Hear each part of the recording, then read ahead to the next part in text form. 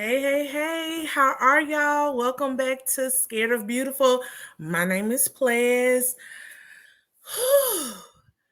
It's a lot going on, y'all. This was episode five of the Queens of R&B. If you all are new here, please subscribe to the channel. Make sure you like the video. To all of my faithful beauties and bows, thank you so much for your support. I am so happy that you all choose to view my content and to get into the nitty-gritty of all the foolishness that is going on. I just finished watching the episode a couple of hours ago. I hope you all earlier were watching the NCAA championship basketball game. Go Lady Tigers! Louisiana stand up, Mississippi stand up. I'm so proud of those young ladies. And that was a much needed, joyful moment because, baby, Xscape and SWV, but more so Xscape, brought us right back into the drama, y'all. Let's get into this episode. First, we see Tamika. She's calling Tasha. She extends an olive branch. She reaches out to Tasha for a meeting, says that she misses her sister. Tasha, we see, did show up for a sound check for their last show. And Tasha does answer the phone and says, you can come on through to the studio and we can have a conversation. Taj, we see her reaching out to Eddie. She's been traveling, trying to keep the spice in her marriage. So she decides she wants to do a little strip tease. And while she's in the middle of it, Eddie's like, yeah, Eric's here. And so Taj has to pump the brakes. Can't let the sun see the tickle bitties. But I must say, Taj has done a very good job keeping herself up. She looks very good for a woman over 50. Round of applause to Taj. Next, we see Tasha. She's in the studio with Rocky, one of her engineers. They're going through one of her songs for the gospel album. And y'all, I don't know if it was just me, but the producers played some of the song. It was called Full Time Love. And I was completely confused, one by the title, also by some of the lyrics that we heard. And I just don't know if this is for Jesus or for Rocky. Black Jesus, I feel, gives us love all the time, so we don't have to worry about him being full-time. He's never off the clock, honey. He's always available if you should need him or want to call him.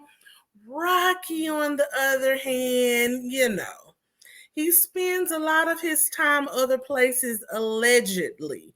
So I think that song kind of has a little double meaning, or maybe not. It could just be me, but that's what I got from it.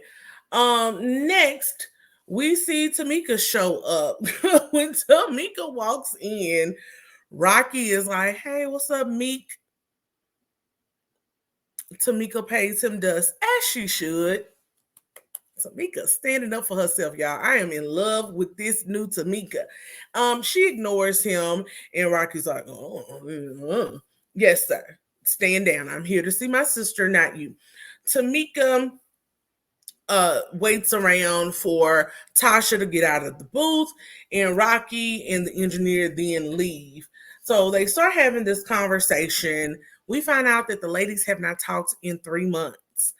Tamika tells Tasha that she had a meeting with their mother, Miss Gloria, and she apologized for cursing in her home. And Tasha just is like, how did we get here? How did we get here? And Tamika's like, well, everybody plays a part in it. And Tasha then says, well, but Tamika, you have to take your point. And she's like, no.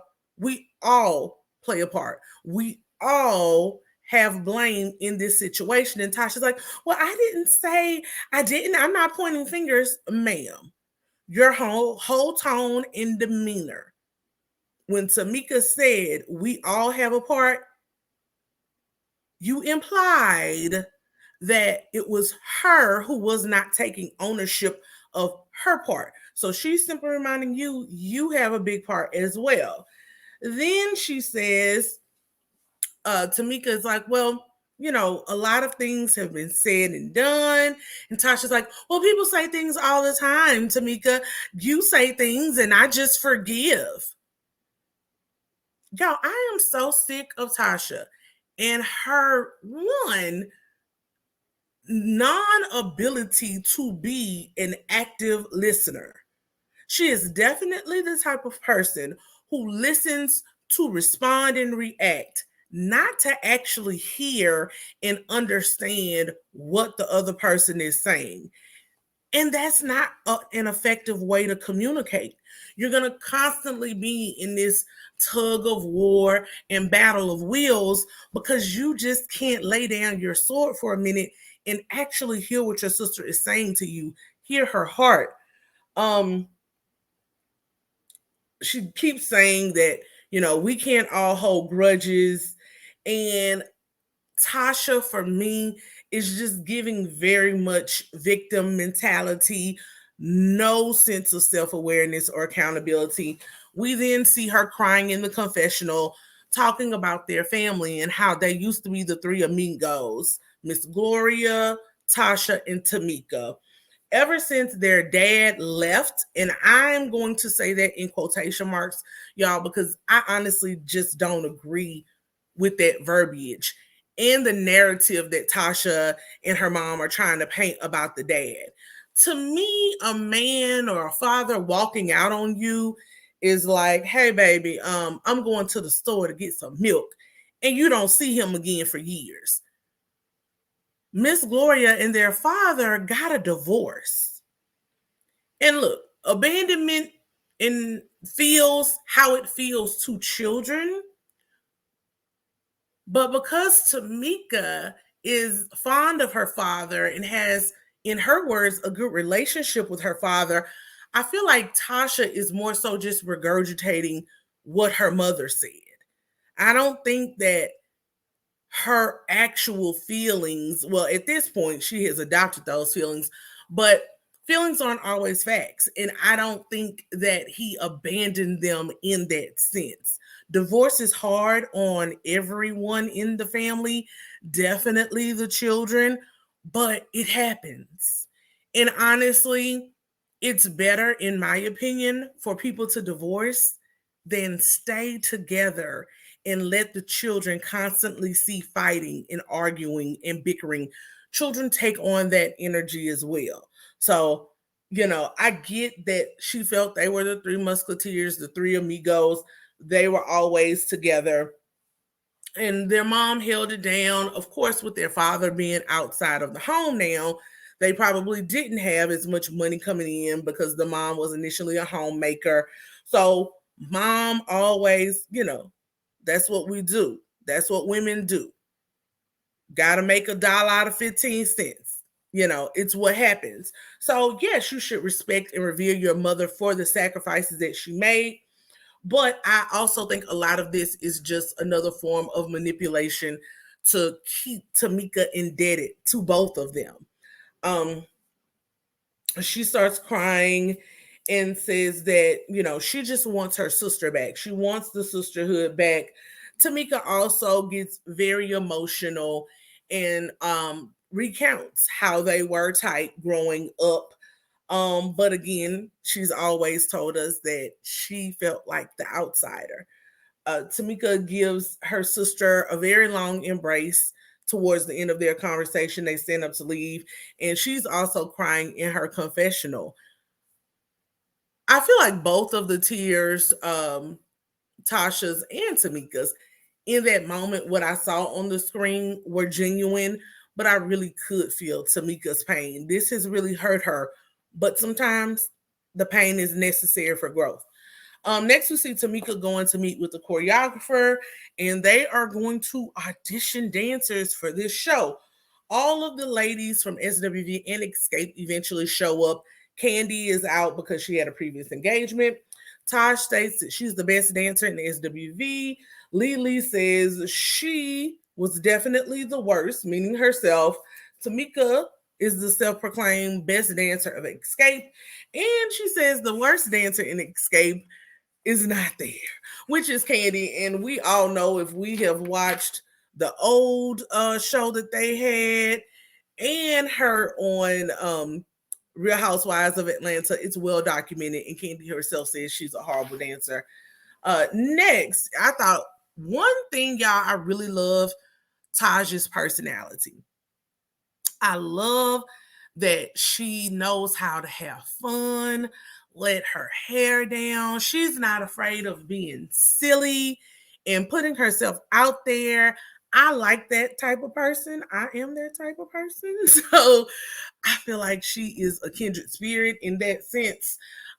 She gets up with the dancers to see if they can keep up with her, honey, and she gives her best pop, lock, and drop it. She's down there trying to spin around like the break dancers in the 80s.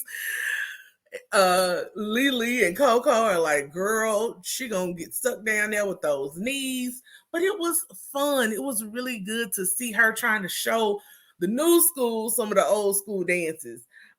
Next, we see Taj and Coco meet up with Lily at a hookah spot. Lily says, well, hookah, it's better to have your mouth on that than something else. In Atlanta, got a lot of things you can put your mouth on, and that's a lot. We hear how hot Atlanta is. So I guess, yes, the hookah is better than some other alternatives. Lily goes into her, this new venture of her writing erotica books.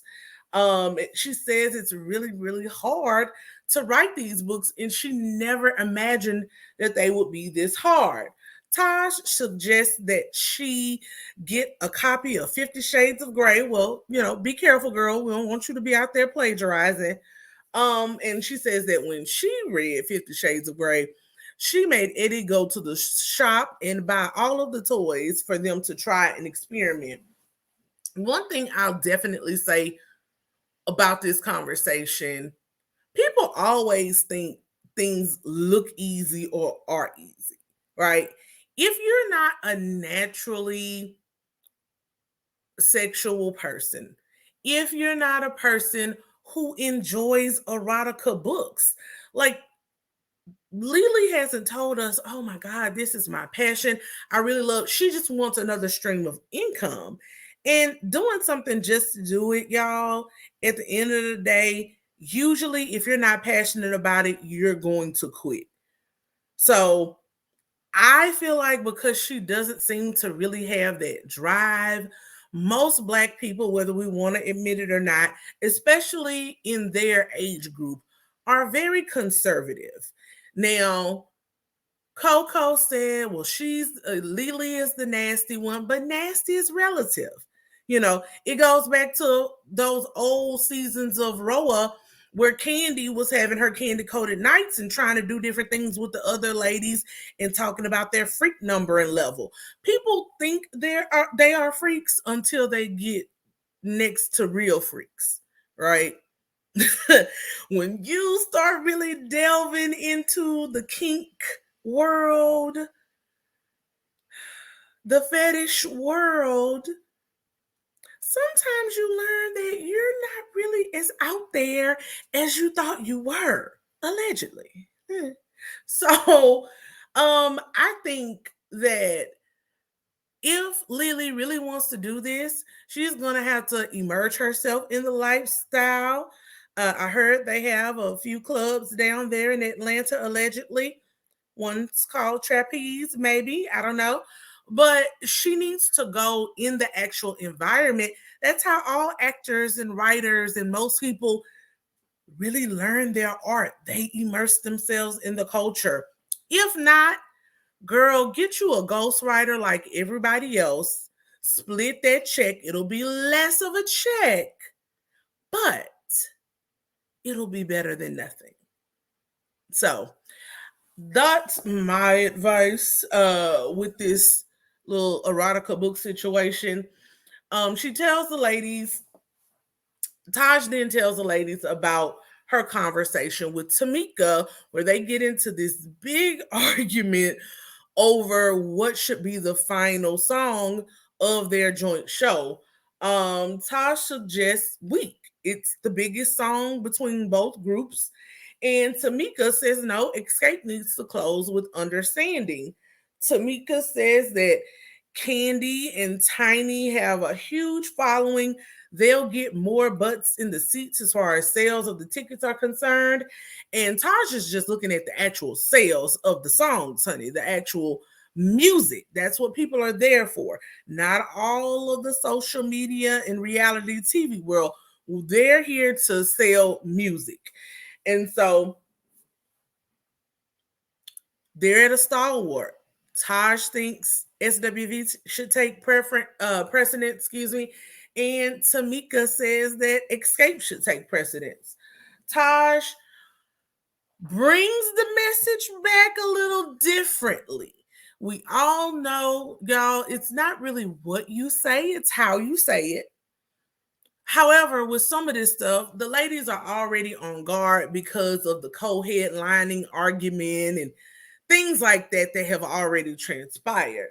But Taj basically sums up what Tamika said and says that SWV wasn't relevant. They don't have 1 million followers between the three of them. Whereas Kandi and Tiny have over, the producers put up a little blurb, 17 million followers combined just with those two members. Coco says Tamika ain't relevant, which, I mean, girl, she may not have been relevant before, but she is relevant now. And I would be willing to go to an Xscape show just to see and support her because I am proud of her for finally taking her stance. So, that may have been true at the time of filming, but she's definitely relevant now. Lily says, did you tell her that Kandi and Tiny's ass is for her to kiss, not us? I like that, Lily. Again, SWV has the most sales historically. The producers show us this nice graphic of all of their sales to date. And as we all see, SWV has definitely outsold Xscape.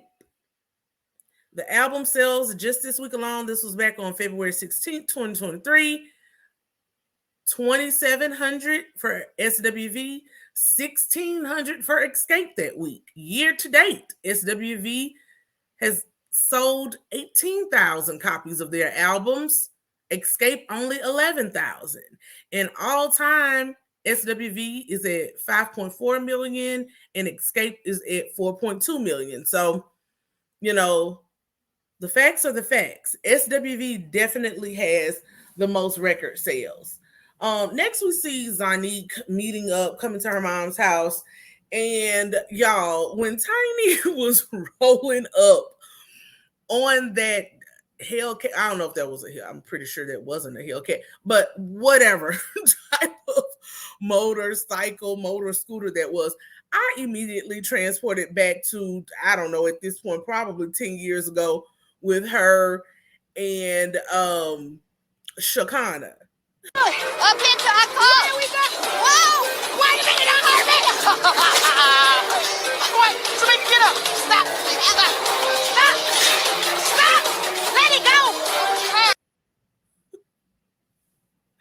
Y'all, that clip will never, ever get old to me. So, thank God she did not have that happen again. She made it safely and was able to come to a stop safely without falling off of that bike. She goes through the fact that Zanique is like her best friend. She had her so young. They grew up together. Zanique can finish her sentences. They go in the house. We see little Eris being her normal, precocious self, all into everything. She's playing with some slime on top of the countertop. Tasha, Tiny starts telling Zanique about their last show, and she says that Tasha came to Soundtrack. She did do the show in Orlando, and according to Tiny, Tasha actually had really good energy. She says that there is a booking where Tasha is going to be unavailable.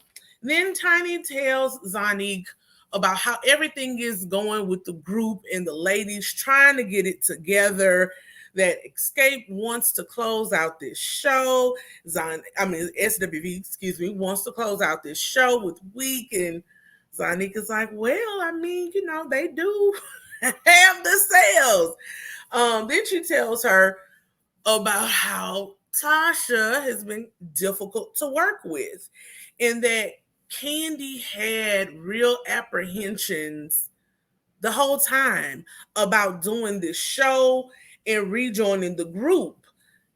Kandi was like, if I go through this, if I put my all into this and come back, we're on a roll. I don't need this. You, meaning Tiny, you don't need this either. But if we come back and we're invested and we're out here touring and making money, and then Tasha decides that she wants to leave again and give us her butt to kiss, I'm going to be mad. And unfortunately, Tiny has to admit that Kandi was right. She then talks about Tamika rehearsing and singing. Since she did not come to the last rehearsal, they were able to perform and practice just as Xscape 3, the new Xscape 3, which would be Kandi, Tasha, and y'all, it's too many T's. That's what it is.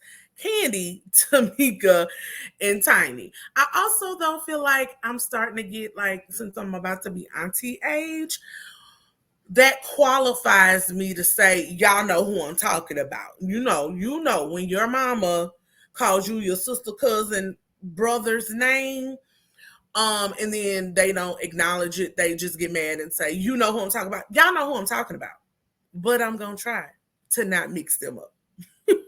But we know the new Xscape 3 is going to be Tamika, Tiny, and Kandi. And so far, Tamika has been killing it on Tasha's parts. She's been able to get the job done. What I will say about this, y'all, is that at the end of the day, Kandi's intuition, her feelings, which were based on past behavior from Tasha, was absolutely right.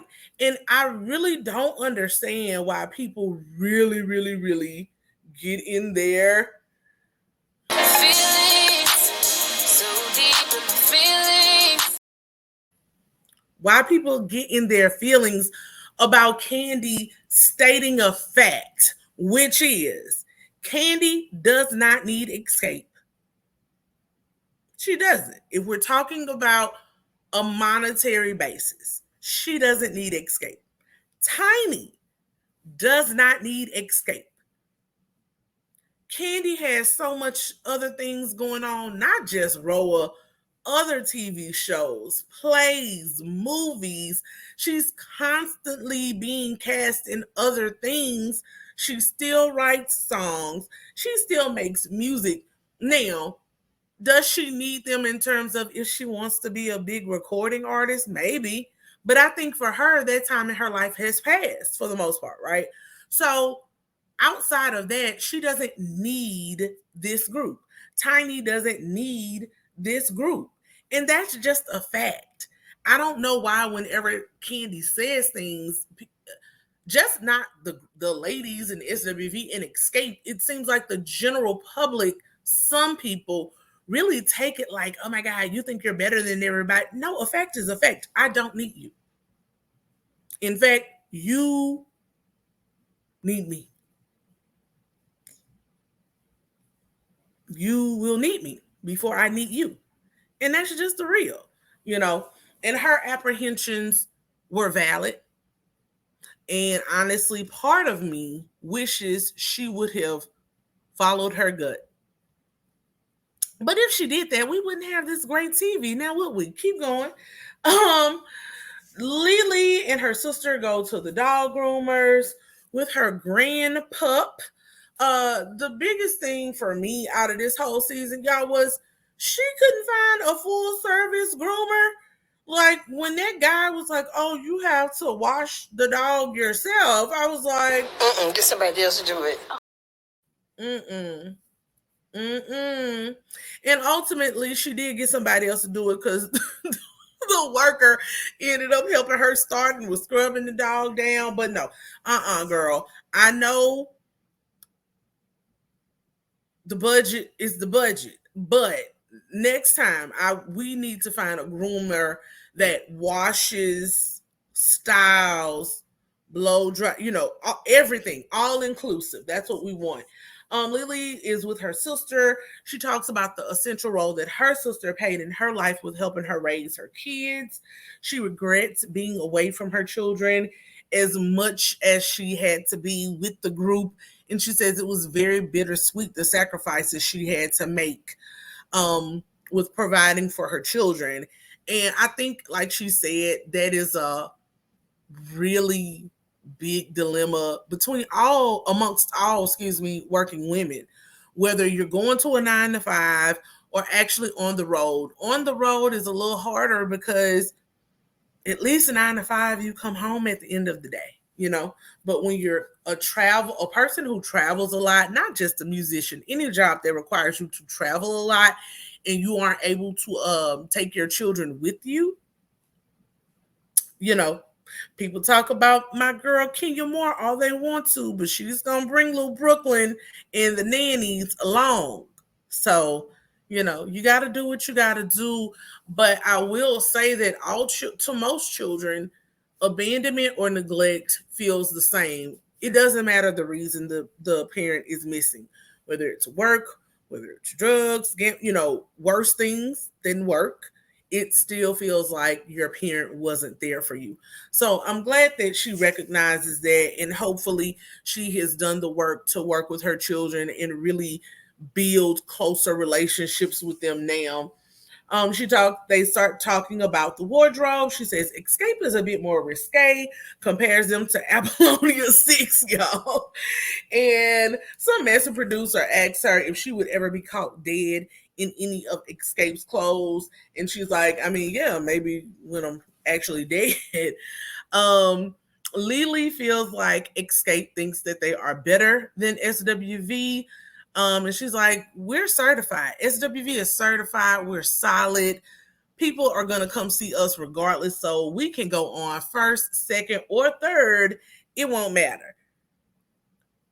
I will say, though, when you say stuff like that, it makes me give you the side eye, because if it really doesn't matter, why are y'all arguing about it? If you truly don't care, what is the argument? I feel like a lot of things in this show has been manufactured conflict and drama, or at the very least, conflict and drama that just did not have to happen. This show is the poster child for poor conflict resolution, poor communication. Everyone is showing ego at this point. It's not just Kandi and Tiny and Xscape. Coco and Lily are definitely showing lots of ego. And if it really doesn't matter, then, let it go. One thing that I will definitely say, SWV has the sales, but especially after this show, Xscape is definitely more relevant, right? Because at this point, everybody is going to show up to the show just to see if Tasha does this.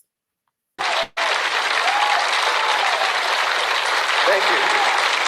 Thank you. Thank you very much. I'm David Ruffin, and these are the Temptations. Child, if Tasha showed up at one of them shows and snatched the mic, although I'm not here for Tasha, That would be pay-per-view TV at this point. I would be here for it.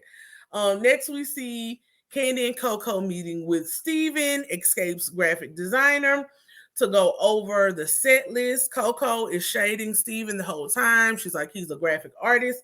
Why is he here doing our set list? Well, I mean, he has to get his graphics in order of the set and design all of that. That a lot goes into that. So he needs to know which order to make his designs in. She says that he's their people and not SWV's people. And it seems like so far all of these people are Xscape's people. The choreographer, later on we're going to see the designer. It's a lot of Xscape going on. And Coco just is in a bad mood. She doesn't like anything from the start.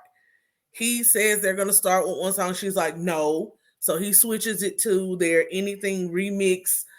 She doesn't like the transitions that he suggests. She says the whole set list is slow and sleepy. And then Kandi's like, finally, the real Slim Shady, the real Coco is finally showing up. This is her. She's being difficult. It isn't this kumbaya that she's trying to portray in some of the earlier episodes. This is the real Coco. Coco and Kandi then get into what should be the last song. Coco says, don't you think Weak should be last versus Understanding? And Kandi is like, nope, we think it should be Understanding. Coco ends up calling Kandi petty in the confessionals and that it doesn't matter that what they say, SWV is not budging. And Kandi says, well, Xscape is not budging either. I don't like when people just throw around the word petty for no reason. I mean, if Kandi's being petty, Coco is being petty too. I honestly think both of y'all are being petty. All of it. Almost every argument that has happened on this show regarding the actual show between SWV and Xscape has mostly been petty. Both of them are allowing their egos to infiltrate. Coco has a very nasty attitude. Like, you can say what you need to say without it being all of that. Stand your ground, but all the extra shade and ready to fight people and all of that, it's just unnecessary. True compromise is what's needed. And I don't know who is actually going to stand up and say that. If it were me designing the set list, I would open with Xscape doing Just Kicking It, and I would close with Weak. SWV should not be opening and closing. They shouldn't if this is a collaborative effort. So Xscape opening, Just Kicking It, that's going to get the crowd riled up. And then closing with Weak. It is the ballad of a generation. So, I mean, I think it's very easy why they're making it into this big commotion. I don't know, child, but it is what it is. Kandi and Tiny are in the car on their way to meet the stylist, talk about the different styling differences of the group. They say that SWV, still dresses in 90s gear, jerseys, combat boots, flannels, camouflage, those types of things. Xscape is on their grown and sexy. Then we see Taj, Coco, and her son Jalen in the car on their way to meet the stylist. They hope that the stylist can compliment them and capture their essence. Then we learn that, yay, Jalen has made the decision to go back to school. Coco says he can be the singing dentist. Child, not with those nails, honey. Jalen can't be in anybody's mouth with those nails. And I don't know what he's going to do. I think that might cause another little mini breakdown when he really gets, if he goes into dental school and has to really change his nail hygiene and things like that, because you can't be a dentist with that type of, with those long nails, stiletto nails and all that all the time. Coco says that she doesn't know how she feels about working with Xscape. She talks about how Kandi and her got into it about this weak versus understanding argument, and Kandi was like, no disrespect, and she's like, whenever somebody says no disrespect, that means the disrespect is coming, and I actually agree. I mean, when someone prefaces what they're about to say to you, that means hold on. I don't want you to really take what I'm about to say the way it may come out, but it's coming. So she's right on that tip. Kandi says it seems like SWV is not going to do the show if they can't go last. I think Kandi's really simplifying it, like can't go last. SWV and week should go last, in my humble opinion, as a fanatic of music, particularly 90s music. Tiny says, well, there just won't be no show. I really was curious about some of these numbers that they were throwing around. So I went and pulled them and looked on Wikipedia. Y'all, this came out so small, but I'm going to read it to you. You can go read it for yourself. It's over on Wikipedia. So I had to cut off where it showed that this was SWV, but you can see it right here, SWV. So it was released April 16th, 1993. Come on, Aries gang. Woo, woo, woo. Most importantly, though, it spent 2 weeks on Billboard's Hot 100 chart, right? It was number 1. That means in the country. It also was number 1 on the Hot R&B and Hip Hop Songs list and Rhythmic chart, right? For the year, it ended as the number 6 song for 1993 on the US Billboard Hot 100 and number 6 as well as Hot R&B Hip Hop Songs. For the whole decade, y'all, from 1990 to 1999, Weak is ranked the 59th best song of the whole decade of the 90s. And finally, yes, certified sales of the Weak single are at 3 million sales. Now, in comparison, Understanding was released December 21st, 1993. It only made it to number 8 on the Hot 100 Billboard charts, but it was number 1 for a couple of weeks on the Hot R&B and Hip Hop Songs charts. In 1994, it ranked 58 of the best songs of that whole year on Hot 100 and number 19 in the Hot R&B and Hip Hop Songs. Certified sales of the Understanding single are only at 1 million. So just off the numbers alone, y'all, you know, men lie, women lie, but the numbers don't lie. Weak should close out the show. Next, we see SWV and Xscape meeting with this designer. He's been working with them since 2017. He does design stripper outfits as well. And, you know, there's so much talent in Atlanta. I just don't understand how they got there. Like, is Kandi still beefing with Rico Chappelle? Because the designs, in my opinion, were not giving. SWV weren't that impressed either. Lily walks in and says she was expecting to see custom pieces, some, you know, jackets or blazers or something. Instead, it looked like Magic City, a playground for strippers, and it really did. I'm like, you know, these ladies are getting a little bit older. They're more mature. They want to be sexy, but a little bit more refined. And you know, sometimes your corsets, your girdles, your all these things that you need to keep it tight and right, they don't look like they're going to be too friendly to these designs. The designer gives out some sketches to the ladies and then asks them about their personal style.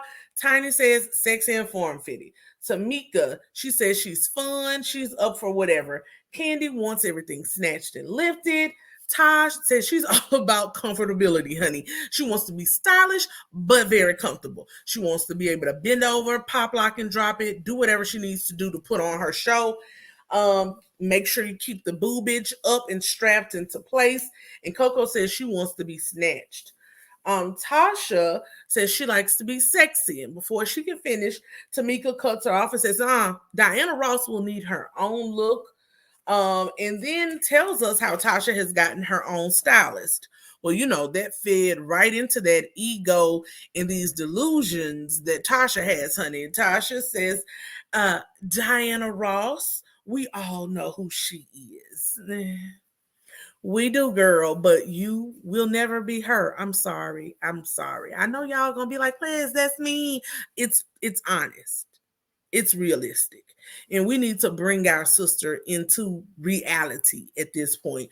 But Tasha says that yes, she does have her own stylist. She had to get it a little while ago because she wasn't in agreement with some of the designs, and it's been working to her for her benefit. So she would like a look that is sexy and chic, but classy and not showing all the assy. Points if you know where that comes from. All right. So he gets all of the ladies' measurements. They can't agree on colors. Like, what can y'all agree on? Most of the ladies vote for black and silver, and Kandi wants white and silver. Now, sis, I love Kandi. I like you, girl. Sometimes just raise your hand at this point. White is not very forgiving. Most ladies don't want to be on stage in an all-white, skin-tight stripper ensemble with rhinestones. That was an easy give, sis. You can't look difficult in everything. Kandi then gets into this conversation again about understanding versus weak being the last song. Taj again goes to speaking about the actual sales of the songs. She says it's strong song, 3 million records sold. Tamika starts talking about social media followers again. And Tamika, they do this flashback where Taj and Tamika were initially talking. And Tamika says that if she has to understand that Tiny and Kandi take precedence over her, then SWV needs to do the same. And Taj says, hell no. And I agree with Taj. Tamika, I know you have had to feel like you take a subordinate position in everything in your life, but don't ever say that again, girl. Please, sis. Come on, we're working, we're building, we're going strong in our confidence, in our faith, and our skills. Kandi and Tiny do not take precedence to you in the group because they have more followers. Don't accept that for yourself, and don't push that on other people. It's just like when people are being abused and they're like, oh, well, I put up with it, so you should too. You should not. Please don't. That wasn't cool. And so I'm glad Taj pushed back on that. And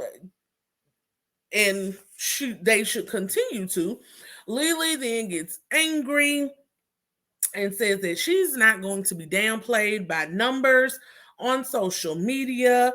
If they had such a big following, then their album sales should reflect that. And their album sales should be up. SWV is not this Hollywood thing. They don't need a piano in their dressing room. And everybody's like, who said that? A piano? Then we come to find out that Tamika again is bragging on other people and saying that her group is so bougie and Tiny needs a piano in her dressing room. Okay.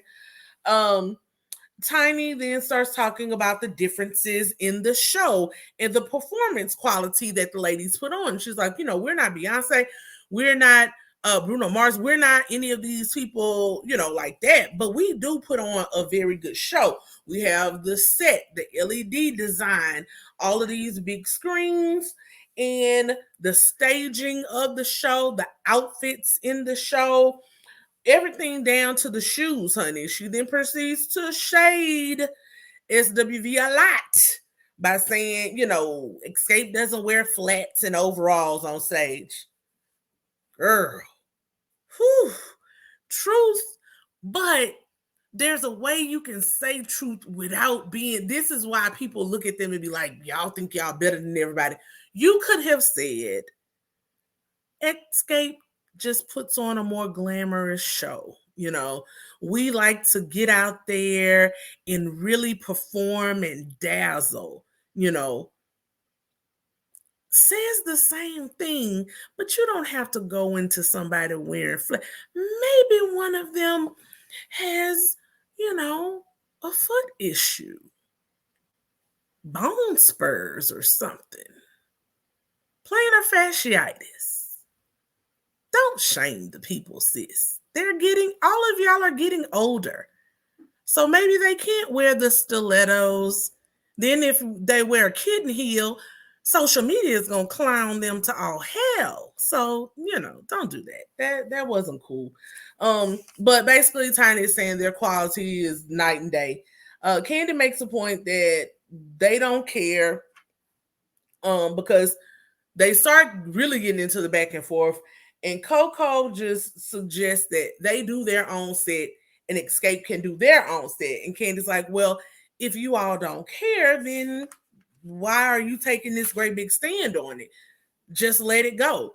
Tamika says she thinks it's childish for one group to do a set and then the other group do a set. Coco at this point is ready to fight. Tasha steps in and says, look, I didn't sign up for all of this.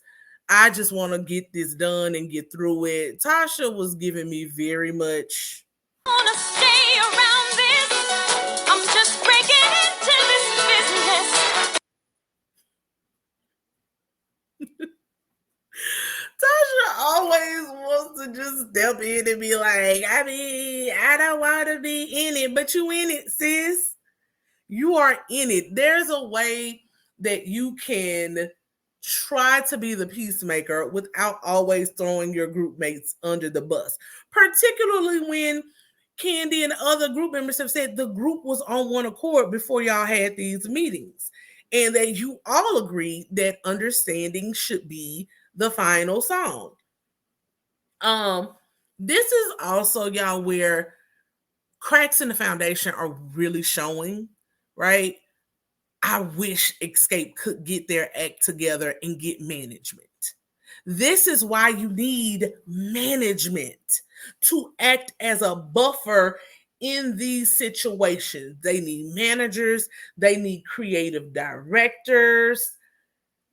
That way, this doesn't have to get so personal and the egos and claws don't have to come out.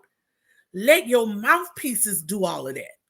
Let them do the negotiating and the back and forth. Because when you don't, you see SWV, I didn't see Dan them in this last episode, but Dan is usually there and on standby. And that's how it should be. So I don't know what you all are going to have to do to go out and find a third-party manager that no one knows or that at least no one is tied to. But before you start doing more of these joint collaborative shows and things like that, you really need to have that in place. Let your attorneys, your managers, your creative directors handle it. Xscape, we got through all of that. Now let's get to the real. Xscape meets later separately, and Tamika and Kandi are looking very, very tense, right? So, we learned. Y'all ready? We learned that a promoter has dropped receipts to Tamika and Kandi, which allegedly show that Rocky has been asking and receiving kickbacks to ensure that Tasha would agree to get all four ladies to do shows for this particular promoter. Tamika took a meeting with different promoters to, lock in some shows. And this particular promoter dropped this bomb on her. They provided proof that Rocky has been skimming off the top, y'all. Something in the milk ain't clean, per usual. Right? So, production pulls the text. They show us the text. And in the same time, Tamika and Kandi they're presenting these texts to Tiny and Tasha. So Tasha gets the text. She's reading them. Y'all, Tasha was doing the absolute most with her face. You would have never thought that she knew how to read. She was squinting and looking at the paper like, what does this say? Girl, you knew what that said. So let's look at the text. So it starts, I'll just start in the blue. They allege that this is the promoter. We will discuss, the deal is for all 4 ladies. I will look out for you, but I need all 4 ladies. Then they allege that Rocky's text start with saying, I'm with you. That's why I'm showing her that you got me, because she is the one who is going to make all them listen. She heard you sent their money today, so she was happy about that. And I said he sent me money too. And to tell all the girls in rehearsal today that they have to stick together as a whole. Then there's a space, question mark, question mark, question mark.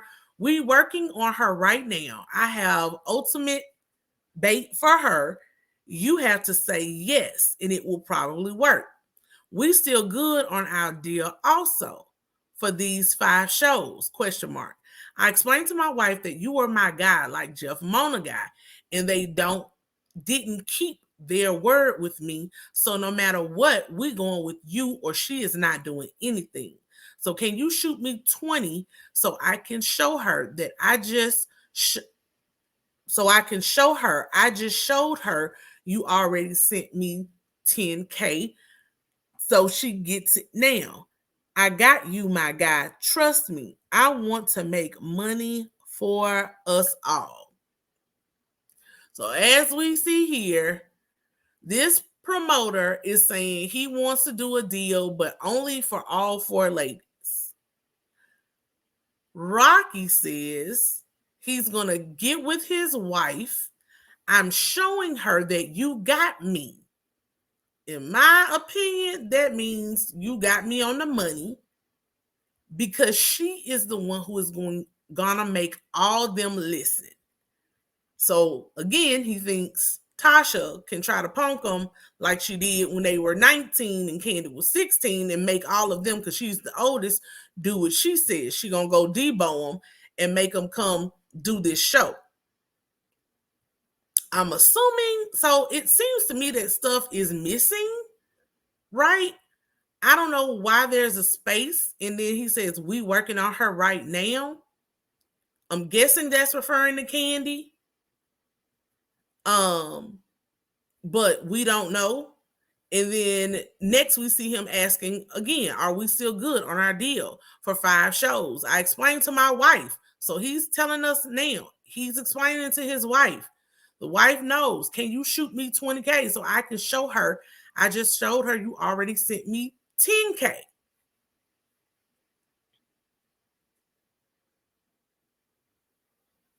Rocky, and Tasha are allegedly stealing all of the cheese. Y'all, they done fucked up the church's money. Tamika told y'all that girl was stealing money from the church, allegedly. They He done fucked up the church's money. Now, aside from that, when Tasha did her big apology video, she also let us know. I stand beside my husband. I know, y'all think I don't know. I know everything. Everything. I'm not oblivious to things. She said she knows everything, y'all. Tasha, I really wish you had saved the crying apology Instagram video until at least after this episode. Because, girl, now you just going to have to cry and apologize some more, in my opinion, because this doesn't look good. It looks bad, girl, real bad. She sits there, of course, and denies everything. Y'all think this is my husband? This could be anybody. Why would y'all think the texts are from him? Kandi and Tamika say, because it's his phone number, sis. It's his phone number. It's him. And he is clearly talking about you. The promoter is saying, Rocky is saying to the promoter, I'm going to talk to my wife. He is your husband. We should not have to worry about stealing internally from group or anyone tied to the group. Internally, finally stands up and says something as well and says, yeah, we need to know all of the money that's going in and out. So at this point, y'all, it is clear that trust is broken. Trust is gone. Trust is completely lost. Completely. And I don't know how they get it back at this point. Tasha, the final scene, she's on the phone, y'all, trying to call Rocky. I don't know how, how much that's going to help the situation, really at all, because we see his pattern here. He denies, and lies. And this is the issue.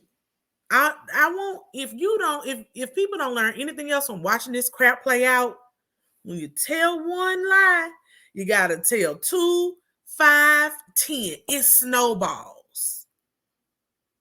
And that is where they are right now. They are in an avalanche of crap. Complete doo-doo, but it's self-inflicted.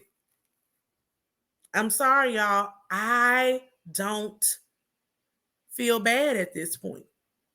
Sometimes it all has to fall down.